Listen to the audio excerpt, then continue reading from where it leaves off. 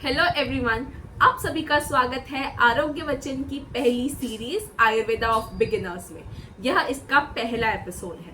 आपने आयुर्वेद का नाम तो सुना ही होगा, लेकिन असल में आयुर्वेद क्या है? सिर्फ एक जड़ी बूटी या नुस्खे या एक पूरा लाइफ साइंस जो हमारी जिंदगी को बैलेंस करता है। चलिए आज हम आयुर्वेद की असली कहानी समझते हैं। आयुर्वेद दो शब्दों से बना है। पहला आयु, जिसका अर्थ होता है लाइफ, और दूसरा वेद, जिसका अर्थ होता है knowledge, the science of life.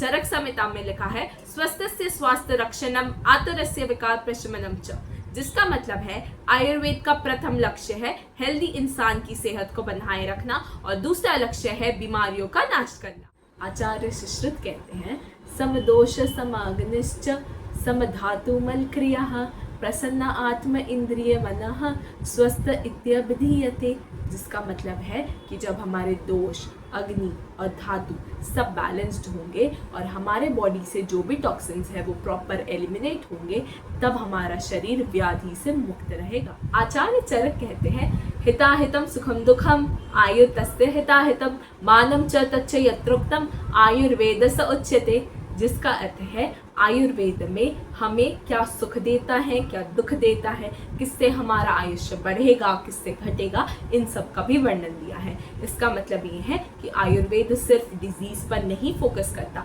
स्वस्थ बनाए रखने में भी बहुत ज़्यादा लाभदायी है। आयुर्वेद अथर्ववेद का उपवेद है। आचार्य वाग्भट कहते हैं ब्रह्मा स्मृत्वा आयुर्वेदम प्रजापतिम जिग्रहत, जिसका अर्थ है भगवान ब्रह्म ने आयुर्वेद का स्मरण किया, उन्होंने यह ज्ञान प्रजापति दक्ष को दिया, फिर अश्विनी कुमारों ने यह ज्ञान देवराज इंद्र को दिया और फिर ऋषि भारद्वाज ने देवराज इंद्र से आयुर्वेद सीखा और फिर आचार्य चरक, आचार्य सुश्रुत जैसे महर्षियों ने यह समार्ग रूप से लिखा और इसी प्रकार हमें आज आयुर्वेद प्राप्त होता है। आयुर्वेद के अनेक ग्रंथ हैं, लेकिन इन्हें दो भागों में विभाजित किया गया है। एक है बृहत्त्रयी और दूसरी है लघुत्रयी। बृहत्त्रयी में आती है चरक संहिता, सुश्रुत संहिता और अष्टांग हृदय। उसी प्रकार लघुत्रयी में आती है माधव नितान, शारंगधर संहिता, भाव प्रकाश, काश्यप संहिता और अनेक अन्य ग्रंथ। जैसे कि चरक संहिता को इंटरनल मेडिसिन में स्पेशलिस्ट माना है, उसी प्रकार आचार्य सुश्रुत को सर्जरी में, आचार्य काश्यप को पीडियाट्रिक्स और वुमेन हेल्थ के लिए बहुत ज़्यादा फायदेमंद बताया गया है। जिस प्रकार मॉडर्न मेडिसिन डिजीज सेंटर्ड है, उसी प्रकार आयुर्वेद पर्सन सेंटर्ड है। मतलब शरीर, मन और आत्मा, इन तीनों को ध्यान में रख के हम चिकित्सा करते हैं। जैसे कि अगर किसी भी 5 लोगों को फीवर है, एलोपैथी में सबको एक ही दवाई दी जाएगी, लेकिन आयुर्वेद में दोष, प्रकृति के अनुसार अलग अलग ट्रीटमेंट करेंगे। आयुर्वेद कहता है हर इंसान अलग है, तो उसकी औषधियाँ भी अलग ही होंगी।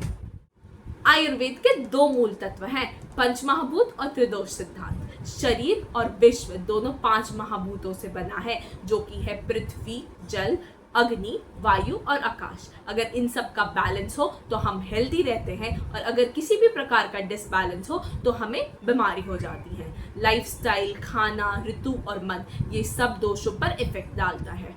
आयुर्वेद का एक ही उद्देश्य है कि शरीर, मन और प्रकृति के साथ समवाय संबंध में अगर हम रहें तो हमें किसी भी प्रकार की व्याधि नहीं होंगी।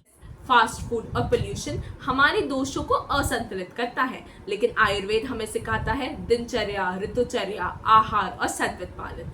ये सभी हमें एक होलिस्टिक सिस्टम की तरफ ले जाते हैं, और हम इस मॉडर्न एरा में यह सब बहुत आवश्यक हैं। तो दोस्तों, अब तक हमने समझा कि आयुर्वेद की परिभाषा, उसका अवतरण और उसकी विशेषताएं क्या होती हैं। अब एक बहुत ही महत्वपूर्ण कॉन्सेप्ट जो कि है अष्टांग आयुर्वेद। जैसे मॉडर्न मेडिसिन के अलग अलग स्पेशलाइजेशन ब्रांचेस होती हैं, जैसे कि कार्डियोलॉजी, न्यूरोलॉजी, पीडियाट्रिक्स, वैसे ही आयुर्वेद की भी होती है, जो कि है काय बाल ग्रह उद्वांग शल्य दष्टा जरा वृषान अष्टभंगानि तस्याहु चिकित्सा येषु संश्रिता, जिसका अर्थ है आयुर्वेद के 8 अंग हैं। काय चिकित्सा, बाल चिकित्सा, उसके बाद आता है हमारा दंष्ट चिकित्सा, उसके बाद आता है ग्रह चिकित्सा, ऊर्ध्वज चतुर्गत चिकित्सा, शल्य तंत्र, उसके बाद आता है जरा चिकित्सा और वृष चिकित्सा। तो दोस्तों, आयुर्वेद सिर्फ दवाओं का साइंस नहीं, बल्कि एक जीवन जीने की कला है, एक होलिस्टिक जीवन शैली है। अगला एपिसोड होगा पंचमहाभूत, प्रकृति और 5 तत्वों पर उनका प्रभाव। और अधिक जानकारी के लिए जुड़े रहिए आरोग्य वचन के साथ। धन्यवाद।